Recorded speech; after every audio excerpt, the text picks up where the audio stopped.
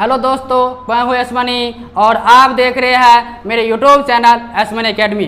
तो दोस्तों, यह है रे ऑप्टिक्स का 12वां पार्ट और इस पार्ट में हम लेकर के आए हैं रिफ्रैक्टिव इंडेक्स अपवर्तनांक। तो चलिए दोस्तों, इस वीडियो को हम शुरुआत करते हैं।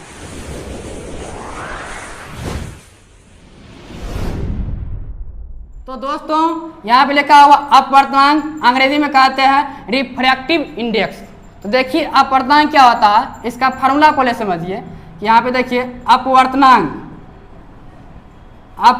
बराबर फार्मूला होता है निर्वात में प्रकाश की चाल, निर्वात में प्रकाश की चाल बटे उस माध्यम में प्रकाश की चाल, उस माध्यम में प्रकाश की चाल।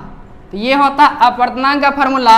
अपवर्तनांक बराबर निर्वात में प्रकाश की चाल बटे उस माध्यम में प्रकाश की चाल। तो देखिए दोस्तों, इसका डेफिनेशन बन गया कि निर्वात में प्रकाश की चाल और उस माध्यम में प्रकाश की चाल के अनुपात को अपवर्तनांक कहते हैं। इस बटे का मतलब क्या होता है? अनुपात होता है। तो इसका डेफिनेशन क्या बनेगा? निर्वात में प्रकाश की चाल और उस माध्यम में प्रकाश की चाल के अनुपात को अपवर्तनांक कहते हैं। तो देखिए दोस्तों, यहाँ पे लिखा हुआ है निर्वात में प्रकाश की चाल C और उस माध्यम में प्रकाश की चाल Cm के अनुपात को अपवर्तनांक कहा जाता है। इसे म्यू या मैक्रो बोल सकते हैं या n से सूचित किया जाता है। तो ये है अपवर्तनांक की परिभाषा। अंग्रेजी में कहे तो अपवर्तनांक को म्यू से सूचित किया जाता है बराबर निर्वात में प्रकाश की चाल, तो प्रकाश की चाल को C से सूचित किया जाता है बटे उस माध्यम में प्रकाश की चाल, तो प्रकाश की चाल मतलब क्या? C, लेकिन यहाँ पे क्या माध्यम तो मीडियम M रहेगा। तो ये हो गया अंग्रेजी में फार्मूला म्यू बराबर C बटे Cm। तो अब देखिए दोस्तों, इसका मात्रक क्या होता है और बीमा क्या होता है। तो देखिए दोस्तों, यहाँ पे बराबर में कि प्रकाश की चाल का मात्रा क्या होता है? किलोमीटर पर सेकेंड होता है। फिर नीचा में भी क्या है? प्रकाश की चाल है, चाहे माध्यम हो या नहीं हो, प्रकाश की चाल तो वही रहेगा। तो यहाँ पे क्या होगा? और उसका मात्रक तो वही रहेगा। तो यहाँ पे क्या होगा? किलोमीटर पर सेकेंड होगा। ये और ये कैंसिल हो जाएगा, बराबर में 1। अब देखिए दोस्तों, 1 के आगे कुछ है? नहीं है। इसका क्या? कोई मात्रक ही नहीं है। तो मात्रक नहीं है तो क्या बोल देंगे इसको? मात्रक विहीन है। जब मात्रक ही नहीं है तो इसका डायमेंशनल फार्मूला क्या होगा? बीमीय सूत्र। तो बीमीय सूत्र भी नहीं होगा तो क्या होगा? बीमाहीन होगा, डायमेंशनलेस क्वांटिटी है। तो ये था अपवर्तनांक का परिभाषा और उसका फार्मूला, मात्रक और बीमा बता दिया। अब देखिए दोस्तों, इसमें जैसे फॉर एग्जाम्पल कुछ उदाहरण लेकर हम समझते हैं। फॉर एग्जाम्पल, तो जैसे देखिए यदि हम कांच का ही अपवर्तनांक निकालेंगे, कांच का अपवर्तनांक, तो देखिए दोस्तों कांच का अपवर्तनांक कितना होता है। तो पहले फार्मूला क्या है? अपवर्तनांक बराबर निर्वात में प्रकाश की चाल बटे उस माध्यम में प्रकाश की चाल। इसी फार्मूला पे मान दीजिए तो निर्वात में प्रकाश की चाल कितनी होती है? 3 लाख, 3 पे 5 गो 0 किलोमीटर पर सेकेंड बटे कांच में प्रकाश की चाल, तो कांच में प्रकाश की चाल कितनी होती है? 2 लाख, 2 पे 5 गो 0 किलोमीटर पर सेकेंड।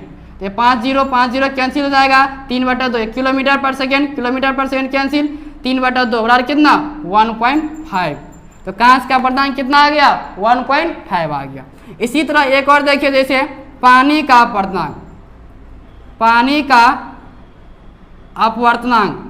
तो देखिए दोस्तों, पानी का अपवर्तनांक कितना होगा? तो सबसे पहले क्या? निर्वात में प्रकाश की चाल कितना? 3 लाख, 3 पे 5 गो 0 किलोमीटर पर सेकेंड बटे पानी में प्रकाश की चाल कितनी होती है?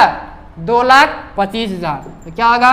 2,25,000 किलोमीटर पर सेकेंड। ये और ये कैंसिल, 3 गो 0 कैंसिल, यहाँ काटे कितना होगा? 45, 5 225, 60 5 300 बराबर कितना? 60/45। फिर इसको 9 से काटेंगे तो 9 5 45, 12 5 60, 3 3 9, 4 3 12, 4/3। इसको भाग देंगे कितना आ जाएगा? 1.33। तो ये हो गया पानी का अपर्धांक और ये हो गया कांच का अपर्धांक।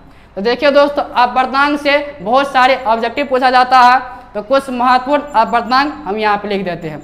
जैसे देखिए, यदि पूछा जाए कि वायु का अपर्धांक कितना होता है, सिर्फ महत्वपूर्ण बता देते, तो वायु का होता है 1.0003 होता है। उसी प्रकार देखिए पानी का तो बता दिया कितना 1.33 होता है। उसके बाद देखिए अल्कोहल का कितना होता है, तो अल्कोहल का देखिए कितना होता है, तो अल्कोहल का होता है 1.36। उसी तरह देखिए केरोसिन का कितना होता है, केरोसिन का, तो केरोसिन का होता है कितना 1.44 होता है। उसके बाद बर्फ का कितना होता है, जैसे बर्फ का देखिए कितना होता है 1.31 होता है। ये सब कुछ महत्वपूर्ण अपर्धांक है। दो और है, जैसे सेंधा नमक का पूछा जाएगा कितना होगा, तो सेंधा नमक इसका होता है 1.54 होता है। उसके बाद हीरा का, जिसको डायमंड कहते हैं, 2.42 होता है। तो ये है कुछ महत्वपूर्ण अपर्धांक, इससे ऑब्जेक्टिव में आता है, आप इसे याद कर लेंगे। यहाँ से दो ऑब्जेक्टिव और बनता है कि सबसे अधिक अपर्धांक यानी किसका होता है, तो देखिए सबसे अधिक किसका है, हीरा का है। तो हीरा का यहाँ क्या बनेगा, सबसे अधिक बनेगा। तो ये भी ऑप्शन यानी ऑब्जेक्टिव में पूछते हैं, सबसे अधिक अपर्धांक किसका होता है, तो हीरा का। और सबसे कम किसका होता है, तो देखिए दोस्तों क्या है, वायु का सबसे कम है। तो कम पूछा जाए तो वायु का हो जाएगा। तो ये था कुछ महत्वपूर्ण अपर्धांक। अब हम चलते हैं नेक्स्ट टॉपिक यानी अपर्धांक का कुछ गुण प्रॉपर्टी चलते हैं। तो यहाँ पे आगे में हम कर लेते हैं, यहाँ पे जगह है। तो देखिए दोस्तों, प्रॉपर्टीज ऑफ रिफ्रैक्टिव इंडेक्स मतलब क्या, म्यू लिखे हैं। तो देखिए यानी अपर्धांक का क्या गुण है, तो देखिए दोस्तों, यह न तो आपतन कोण पर निर्भर करता है और न ही अपवर्तन या परावर्तन कोण पर निर्भर करता है। जैसे बताए थे, यह कोई माध्यम को अलग करने वाले सतह है, इधर से कोई किरण आती है तो यहाँ पे क्या करते हैं, लंब ड्रॉ करते हैं। तो लंब ड्रॉ करने के बाद यहाँ क्या होती है, जब सघन से विरल में जाती है तो भी कंडीशन लगता है, और विरल से सघन में जाती है तो पर भी कंडीशन लगता है। लेकिन अपर्धांक न तो वह आपतन कोण पर निर्भर करता है, न ही अपवर्तन या परावर्तन कोण, किसी भी कोण पे निर्भर नहीं करता है। तो पहला पॉइंट क्या होगा, यह न तो आपतन कोण और न ही परावर्तन या अपवर्तन कोण पर निर्भर करता है। तो ये था पहला पॉइंट। इसी तरह देखिए दूसरा, यानी अपर्धांक जैसे यहाँ पे बताए थे, अलग अलग माध्यम का अपर्धांक क्या होते हैं, अलग अलग होते हैं। जैसे वायु का अलग है, पानी का अलग है, अल्कोहल का अलग है, केरोसिन का अलग है। इससे क्या पता चलता है कि अपर्धांक जो है वो माध्यम की प्रकृति पर निर्भर करती है। तो दूसरा पॉइंट क्या बनेगा, यह माध्यम की प्रकृति पर निर्भर करती है, प्रकृति पर निर्भर करती है। अब देखिए तीसरा पॉइंट, ये देखिए दोस्तों तीसरा पॉइंट, ये प्रकाश के रंग पर भी निर्भर करती है। प्रकाश जैसे श्वेत प्रकाश में 7 रंग होते हैं, बैजानी है, पिनाला, तो उस रंग पर भी ये रिफ्रैक्टिव इंडेक्स यानी अपर्धांक निर्भर करता है। तो तीसरा पॉइंट लिखिए, यह प्रकाश के रंग पर निर्भर करता है। प्रकाश किस रंग का है उस पर यह निर्भर करता है। तो ये था properties of refractive index mu है। तो दोस्तों आप इसे इतना नोट कीजिए। अब हम चलते हैं टाइप्स ऑफ रिफ्रैक्टिव इंडेक्स, अपर्धांक का प्रकार और उसका जो डेरिवेशन है पूरा डेरिवेशन करेंगे। आप इसे इतना नोट कीजिए। तो दोस्तों अब हम लिख चुके हैं टाइप्स ऑफ रिफ्रैक्टिव इंडेक्स, अपर्धांक के प्रकार। तो अपर्धांक कितने प्रकार के होते हैं, तो दोस्तों अपर्धांक जो है मुख्यतः 2 प्रकार के होते हैं। एक है निरपेक्ष अपर्धांक और दूसरा है आपेक्षिक अपर्धांक। देखिए यहाँ पे लिखा हुआ है कि there are mainly 2 types of refractive index. अपर्धांक मुख्यतः 2 प्रकार के होते हैं। पहला है निरपेक्ष अपर्धांक, दूसरा है आपेक्षिक अपर्धांक। तो निरपेक्ष अपर्धांक को अंग्रेजी में कहते हैं absolute refractive index. Refractive index. और दूसरा क्या है, आपेक्षिक अपवर्तनांक, इसको अंग्रेजी में कहते हैं रिलेटिव रिफ्रैक्टिव इंडेक्स। तो ये अपवर्तनांक मुख्यतः दो प्रकार के होते हैं।